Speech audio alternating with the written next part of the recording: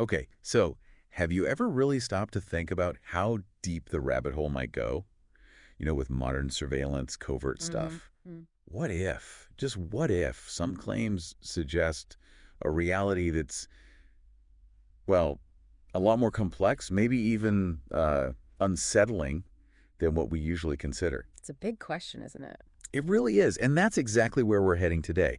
We're doing a deep dive into, well, precisely that kind of territory. Right. Our mission for this deep dive is to really carefully explore some pretty extraordinary claims. Yeah, extraordinary is definitely the word. Our source material today, it comes from excerpts of an audio interview. It features someone described as a former NSA employee and some others too. Okay. And this material, it lays out a very specific, pretty intense narrative. It's about alleged covert domestic U.S. torture programs. Right here in the U.S. Exactly. Supposedly involving advanced weaponry, various intelligence agencies, the whole 9 yards, apparently. And I think it's really important right up front to frame how we're tackling this. Absolutely. Go ahead.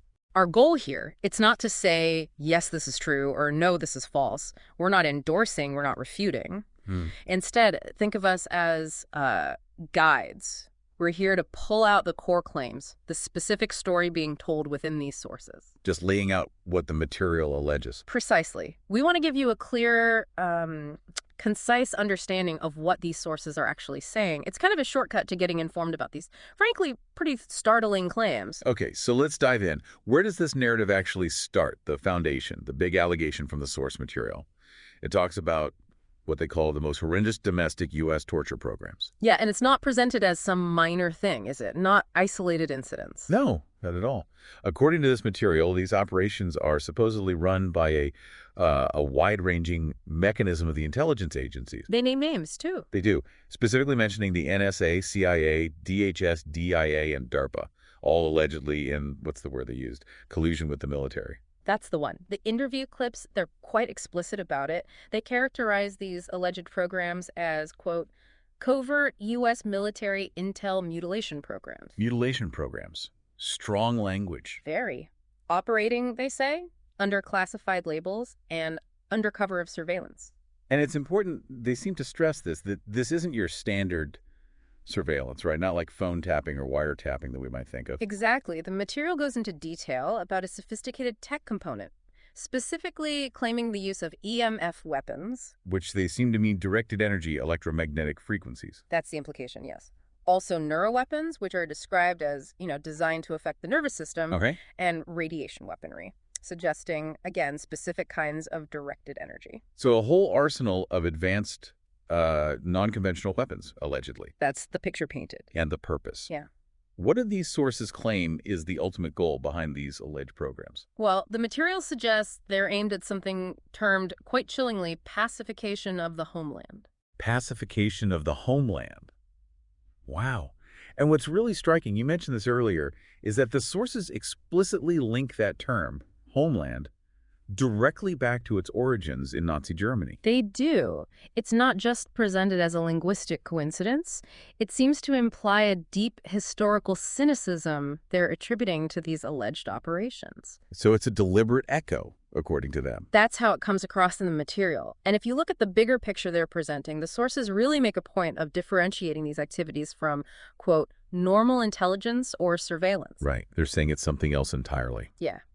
They argue that modern biometric surveillance has gone way beyond that into something they call neurosurveillance and even physical organ surveillance. Physical organ surveillance. That's the term used. It implies a really significant and incredibly invasive step up from, traditional methods. Okay, that's quite something.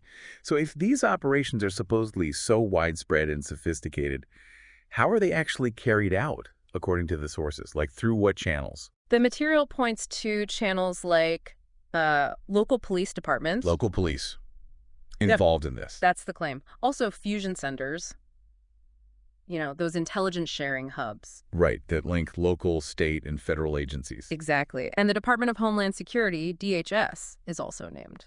Okay, so potentially quite embedded within existing structures. That's the implication. Yet, despite this supposed widespread implementation, the sources highlight what they call a vacuum of media coverage. Ah, the media silence angle. Precisely. Claiming that mainstream media is, quote, completely taken over, and therefore just won't talk about these alleged protocols. Right.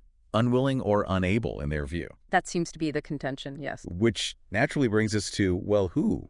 Who exactly are the alleged targets of these extraordinary programs? And the sources are pretty specific here, too. They state that the individuals being singled out are, quote, people who are standing out in their communities, Standing on how? or alternatively, people whose paths have crossed with people who are doing very corrupt things in positions of power. Okay, so challenging the status quo or maybe stumbling onto something they shouldn't have. That's the sense you get. The sources give specific examples, too. Like who? Like whistleblowers, naturally. Human rights activists, animal rights activists, eco-justice activists. So people involved in various forms of advocacy. Yes. And also what they broadly describe as outspoken, civic-minded, community-minded people. Interesting.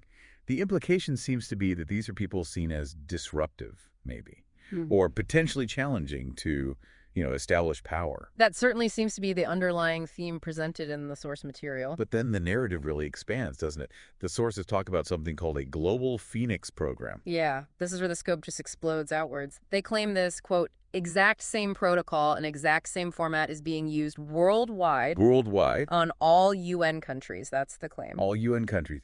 That is an incredibly vast assertion. It really is a global program following the same alleged protocol everywhere. And they connect this directly to history, right? I remember reading that part.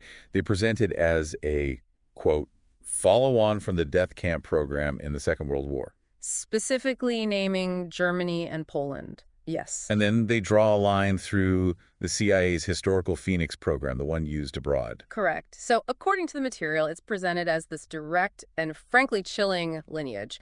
World War II, CIA Phoenix program, and now this alleged global version. Which then leads to another deeply disturbing claim within the sources, this idea of a shift from, traditional physical camps. To what they call individual death camps. Individual death camps. What do they mean by that? The material alleges that people are now being, quote, silently killed off within their own four walls and their own environment. Silently killed off. How? What methods do they describe? The examples given are really unsettling, things like remotely causing car accidents. Yeah, the material actually says victims are, quote, shot into the head until we cause an accident. Shot in the head with what? Yeah. These alleged weapons. It seems implied it's connected to the alleged EMF or neuroweaponry. They also mention causing things like brain tumors remotely. Remotely induced brain The tumors. source is very blunt about it, declaring, quote, that is the modern death camp. Wow, okay. That is a heavy claim. Extremely. And the narrative then pivots to a very specific event discussed in the source material. Right, the memo.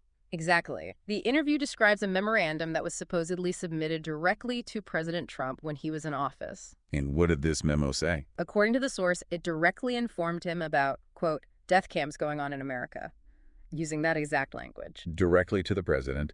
And what was the alleged fallout from sending this memo? The sources claim the retaliation against the writer was immediate and severe. How so? The individual, who's identified as Romola in the material, was allegedly assaulted so badly that she was bedridden for a week and apparently nearly died. Assaulted for sending a memo. That's the claim. The source even uses this very strange phrasing, describing this alleged assault as a special achievement that deserved the highest merit medal.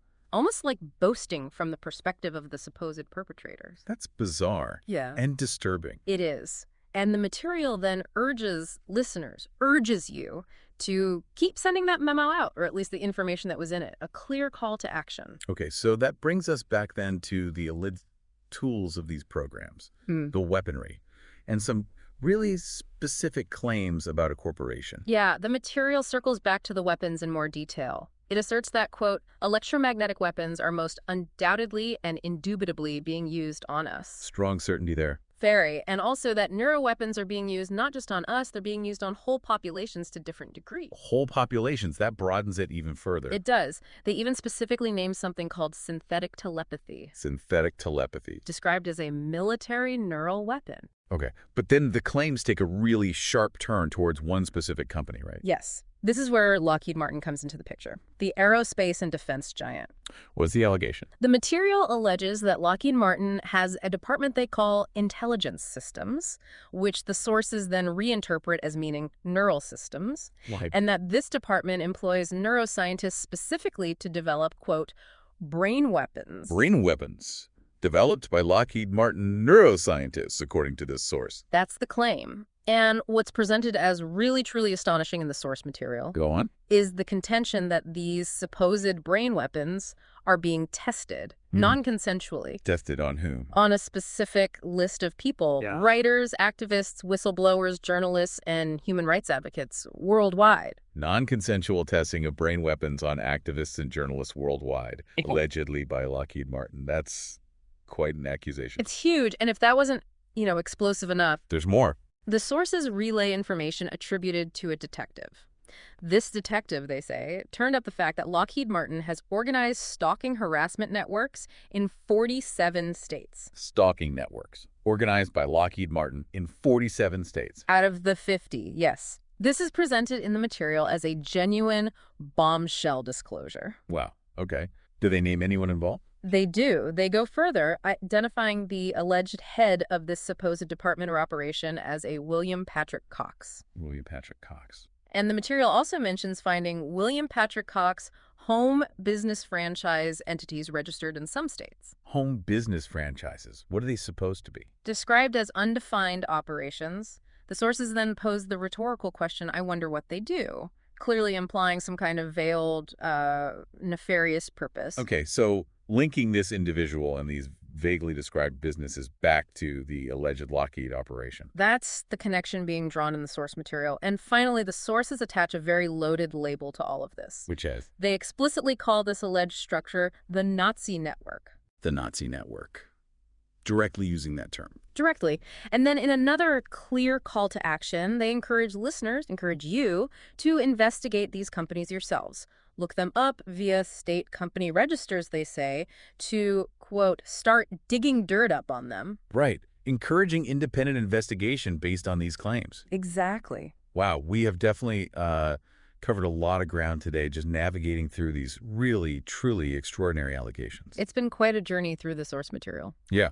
So just to quickly recap for everyone listening, the source material we examined alleges the existence of covert domestic torture programs here in the U.S. Run by intelligence agencies, allegedly using advanced weaponry like EMF and neuroweapons. Claims of a global reach. A global Phoenix program targeting specific groups, activists, whistleblowers, outspoken people. And startling connections drawn to historical events, like World War II death camps and the CIA's Phoenix program. All culminating in those highly specific and quite frankly shocking allegations against Lockheed Martin regarding brain weapons, non-consensual testing, and organized stalking networks. It's a dense and intense set of claims. And again, it is absolutely crucial we have to reiterate this. Please do. Our deep dive today has been focused on meticulously presenting the detailed claims as they appear in the source material itself. We're reporting what the sources say. Exactly. Our aim was simply to provide you, our listener, with a thorough understanding of the specific information, the specific narrative shared within those sources. We are not endorsing these claims, nor are we refuting their factual accuracy. Just laying out the information as presented. Correct. So as you, the listener, kind of process all this, integrate this information into how you see things, we wanted to leave you with a final thought to maybe mull over. In this age, right, an era where such extraordinary claims like these circulate and often include allegations of suppression, media silence, how do you navigate this incredibly vast, complex landscape of information? It's a critical question for everyone now, isn't it? It really is. What does it truly mean to figure out what to believe?